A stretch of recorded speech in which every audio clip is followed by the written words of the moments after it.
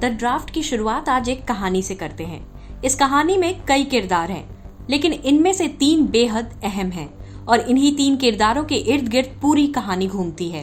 पहला किरदार है अमृतपाल सिंह, जो खालिस्तान का नया पोस्टर बॉय बनकर उभरा है। दूसरा किरदार है जरनैल सिंह भिंडरावाले, जिसे मारने के लिए 80 के दशक में भारत सरकार को ऑपरेशन ब्लू स्टार चलाना पड़ा। और तीसरे किरदार हैं अजीत डोभाल, जिन्होंने भिंडरावाले और खालिस्तान का आतंक मिटाने में अहम भूमिका निभाई थी।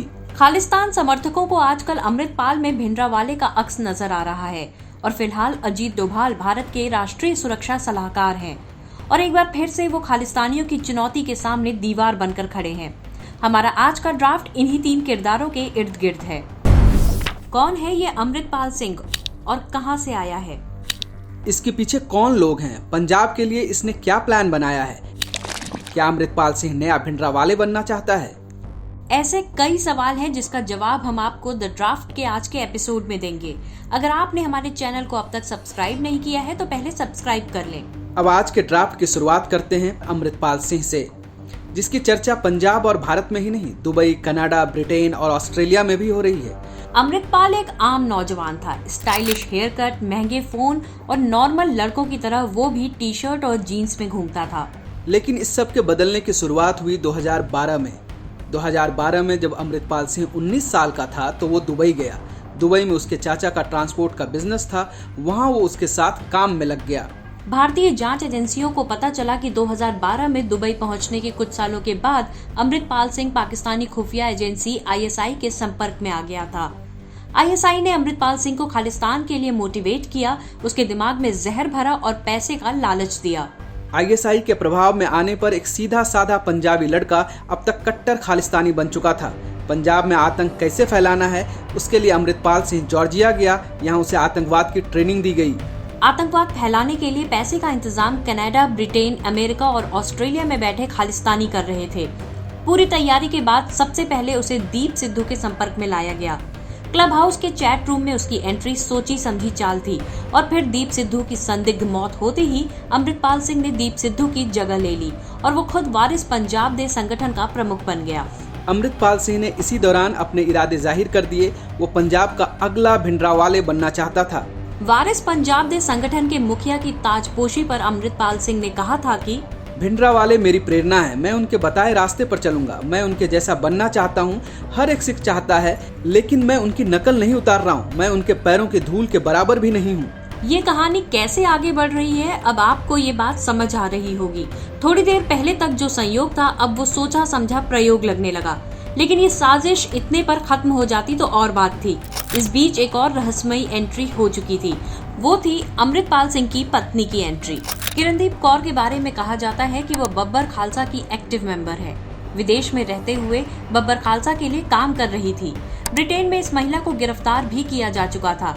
ऐसा दावा है कि अमृतपाल को मिलने वाले विदेशी फंड को मैनेज करने की जिम्मेदारी किरणदीप को ही मिली थी।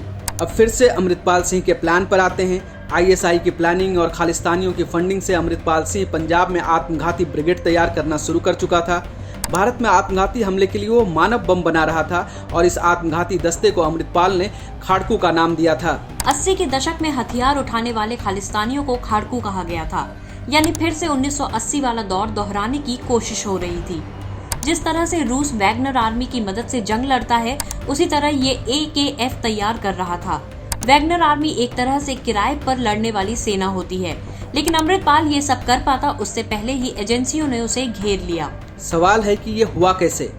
अब थोड़ा फ्लैशबैक में चलते हैं और 1980 के दौर की बात करते हैं।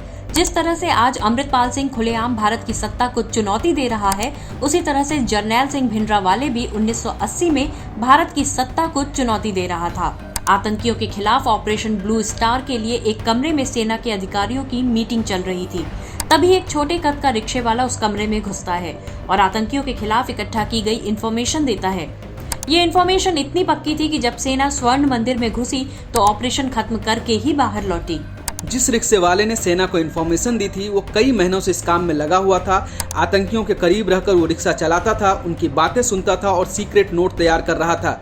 इस सीक्रेट मिशन को अंजाम देने वाला कोई और नहीं बल्कि तब के IPS ऑफिसर और आज के NSA अजीत डोभाल थे। जिस तरह से उस समय भिंडरावाले के खिलाफ सीक्रेट मिशन चलाया जा रहा था, उसी तरह से अमृतपाल के खिलाफ भी अजीत डोभाल ने बहुत पहले से सीक्रेट ऑपरेशन शुरू कर दिया था। दरअसल किसान आंदोलन के समय से ही अमृतपाल सिंह पर एजेंसियों की नजर थी, लेकिन सही मौके का इंतजार किया जा रहा था। अपने एक समर्थक को छुड़ाने के लिए अमृतपाल ने पंजाब में अजनाला थाने पर हमला कर दिया। पुलिस को बंधक बनाने की कोशिश की गई, पुलिस पर हमला किया गया और वो सब किया जो नहीं करना चाहिए था। अमृतपाल सिंह को लगा कि वो अपनी ताकत दिखा रहा है, लेकिन दरअसल वो एनएसए अजीत डोभाल की चाल में फंस रहा था। डोभाल चाहते थे कि अमृतपाल कोई बड़ी गलती करे और उसने ऐसा कर दिया।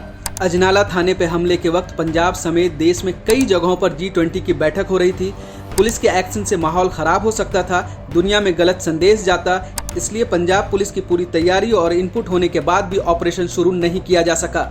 वैसे तो अमृतपाल सिंह के खिलाफ एक्शन का अधिकार पंजाब पुलिस के पास था, लेकिन इस घटना के देश की सुरक्षा से जुड़े होने के कारण एनएसए और गृह मंत्रालय दोनों एक्टिव थे। इस बीच पंजाब के सीएम भगवंत मान ने दिल्ली में गृह मंत्री अमित शाह के साथ बैठक की।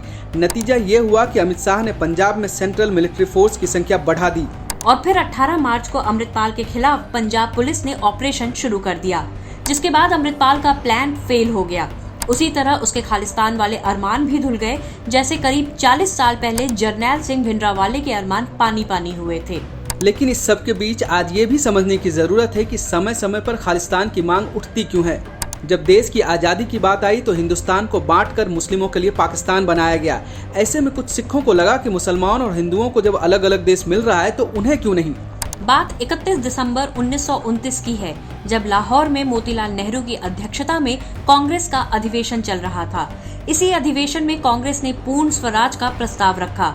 इस अधिवेशन में एसजीपीसी के सदस्य और सिखों के नेता मास्टर तारा सिंह ने पहली बार भारत और पाकिस्तान के हिस्से वाले पंजाब को मिलाकर अलग सिख देश की मांग रखी। उन्होंने कहा कि भारत के 2 नहीं 3 हिस्से होने चाहिए। भारत पाकिस्तान के अलावा तीसरा हिस्सा सिखों का होना चाहिए। लेकिन अंग्रेजों ने ये कहते हुए उनकी मांग मानने से मना कर दिया कि सिखों की आबादी बहुत कम है, अलग देश की जरूरत नहीं है।